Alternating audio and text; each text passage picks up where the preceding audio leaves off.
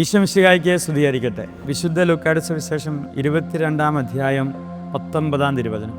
അവൻ അപ്പമെടുത്ത് കൃതജ്ഞതാ സ്തോത്രം ചെയ്ത് മുറിച്ച് അവർക്ക് നൽകിക്കൊണ്ട് അരുളി ചെയ്തു, ഇത് നിങ്ങൾക്ക് വേണ്ടി നൽകപ്പെടുന്ന എൻ്റെ ശരീരമാണ്. സ്നേഹമുള്ളവരെ, ഇന്ന് പെസഹ തിരുനാളാണ്.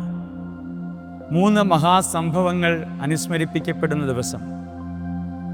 ഭൂമിയോളം ചെറുതാകുമ്പോൾ സ്വർഗത്തോളം ഉന്നതമായ ആത്മാവുണ്ടെന്ന് ഒരു ഗുരു ശിഷ്യന്മാരെ പഠിപ്പിച്ച മനോഹരമായ പാഠം.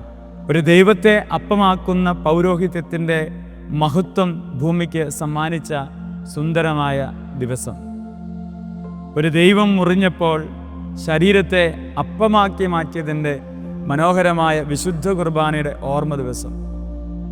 ഇതിൽ ഓർമ്മപ്പെടുത്തലാണ്, ഒന്ന് ചെറുതായി കൊടുത്താൽ നമുക്കും സ്വർഗത്തോളം ഉന്നതമായ ആത്മാവുണ്ടാകും.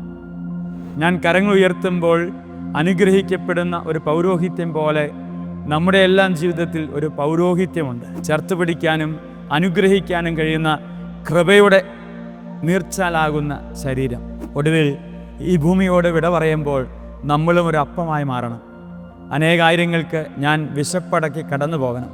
അവിടെയാണ് എൻ്റെ ജീവിതവും ഒരു കുർബാനയായി മാറുക, ബലിയായി മാറുക.